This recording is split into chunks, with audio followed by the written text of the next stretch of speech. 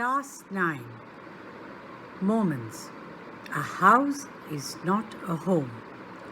This story reflects the challenges of being a teenager and the problems of growing up.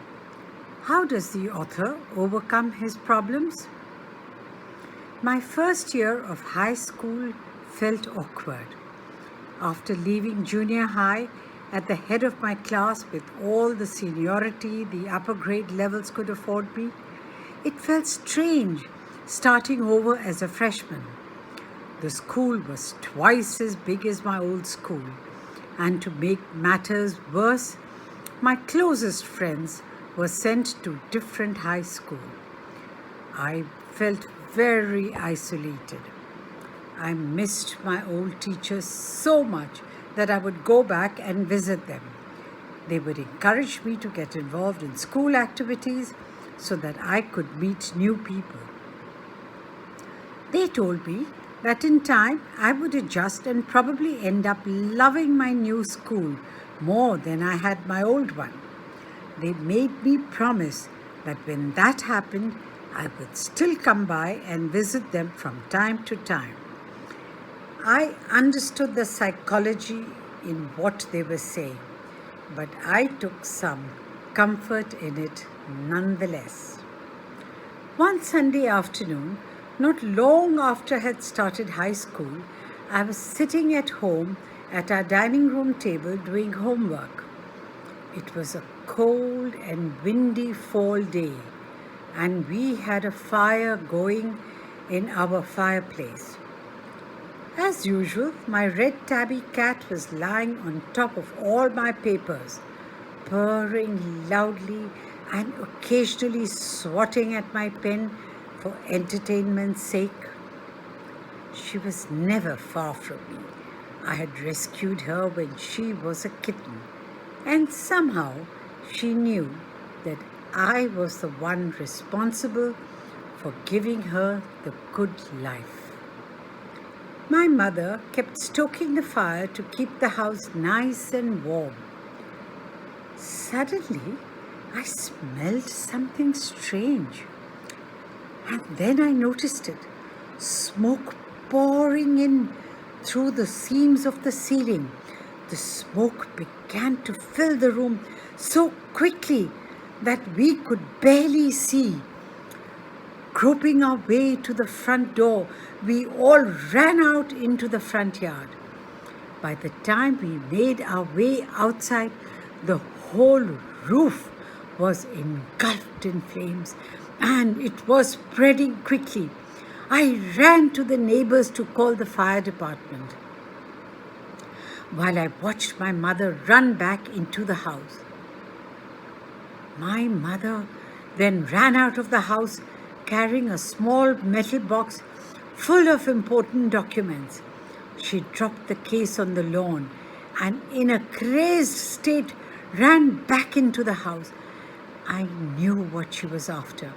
My father had died when I was young, and I was certain that she was not going to let his pictures and letters go up in flames.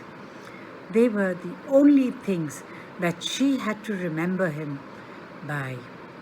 Still, I screamed at her, "Mom, no!" I was about to run after her when I felt a large hand hold me back. It was a fireman. I hadn't even noticed that the street had already filled with fire trucks. I was trying to free myself from his grasp, yelling, "You don't understand! My mother's in there!" He held on to me while other firefighters ran into the house. He knew that I wasn't acting very logically, and that if he were to let go, I'd run. He was right. "It's all right. They'll get her," he said. He wrapped a blanket around me and sat me down in our car. Soon after that, a fireman emerged from our house with my mom in tow. He quickly took her over to the truck and put an oxygen mask on her. I ran over and hugged her. All those times I ever argued with her and hated her vanished at the thought of losing her. "She's going to be okay," said the fireman. "She's just inhaled a little smoke." And then he ran back to fight the fire, while my mother and I sat there dazed. I remember watching my house burn down and thinking that there was nothing I could do about it. 5 hours later, the fire was finally out. Our house was almost completely burned down. But then it struck me. I hadn't seen my cat. Where was my cat? Much to my horror, I realized she was nowhere to be found. Then all at once it hit me. The new school, the fire, my cat.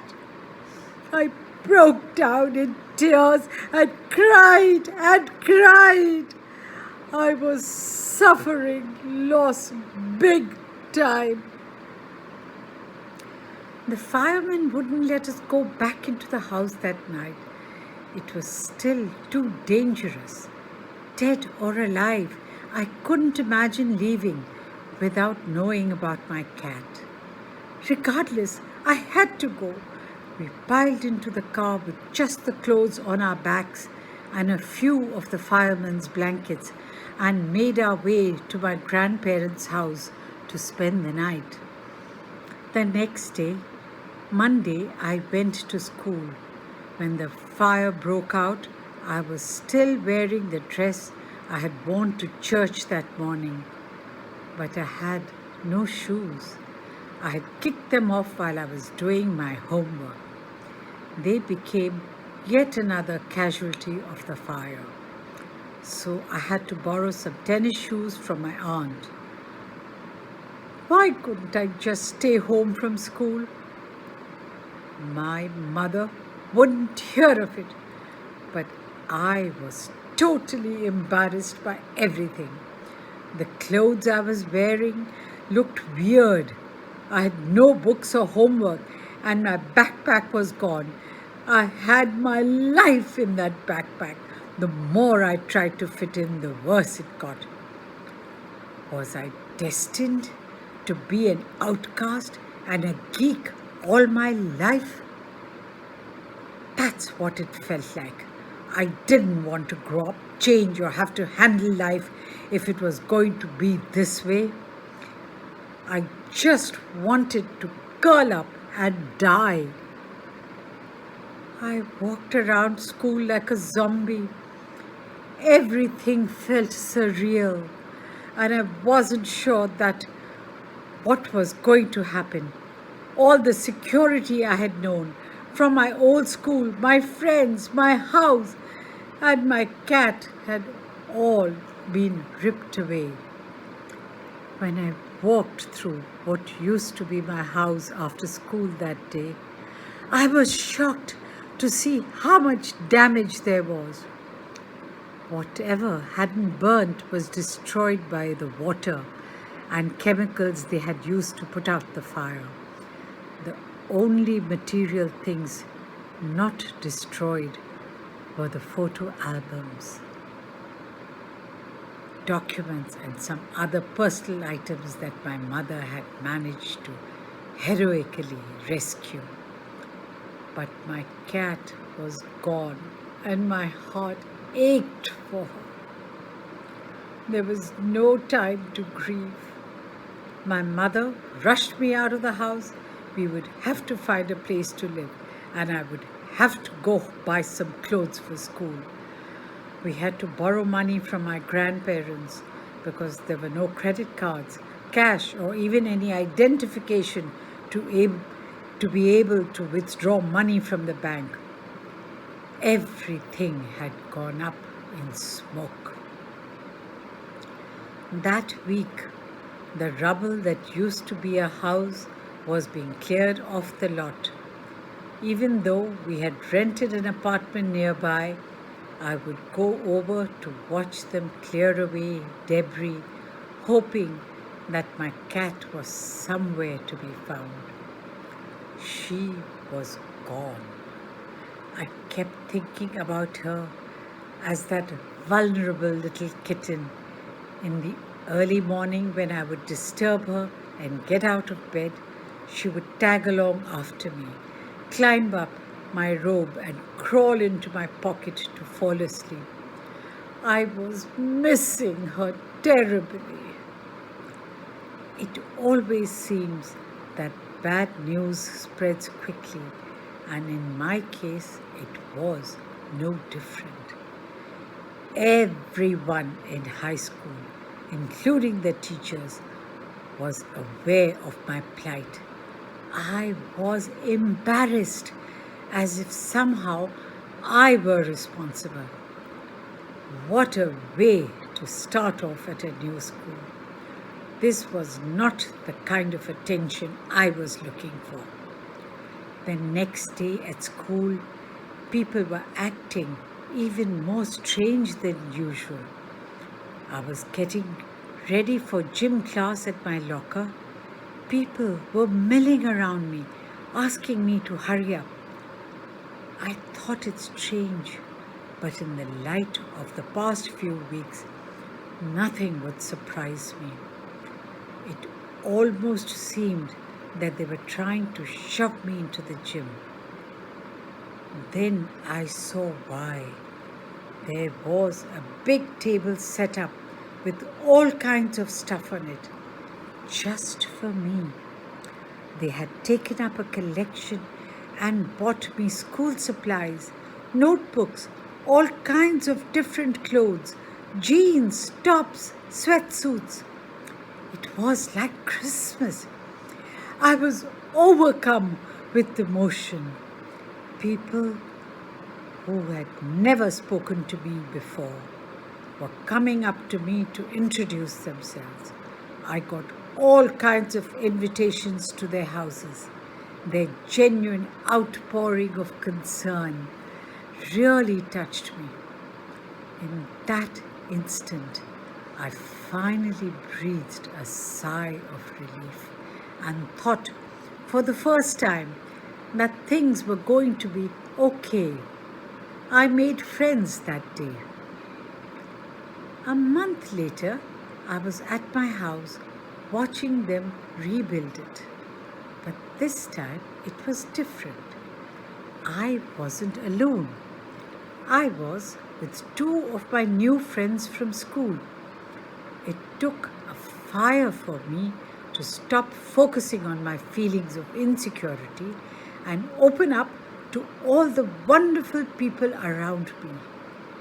Now I was sitting there watching my house being rebuilt when I realized my life was doing the same thing.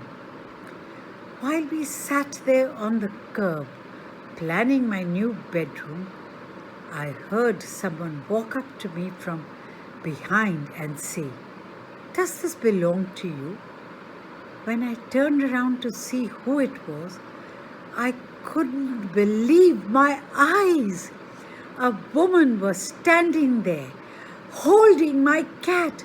I leapt up and grabbed her out of the woman's arms. I held her close to me and cried into that beautiful orange fur. She purred happily. My friends were hugging me, hugging the cat and jumping around. Apparently, my cat had been so freaked by the fire that she ran over a mile away. Her collar had our phone number on it, but our phones had been destroyed and disconnected. This wonderful woman took her in and worked hard to find out whose cat it was. Somehow, she knew this cat was loved and sorely missed. As I sat there with my friends and my cat curled up in my lap, all the overwhelming feelings of loss and tragedy seemed to diminish.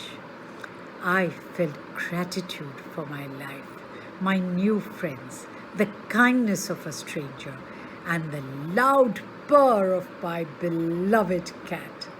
My cat was back, and so was I.